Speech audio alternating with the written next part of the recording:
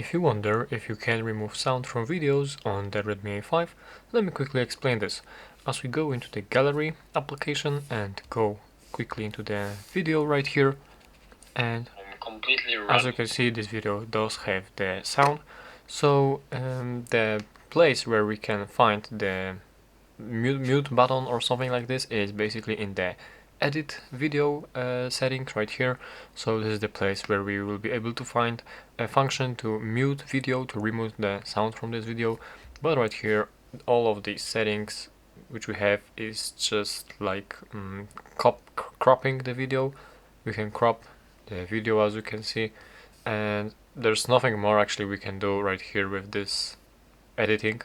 So yeah, and also on these three dots on the top right corner, there's also nothing, no settings.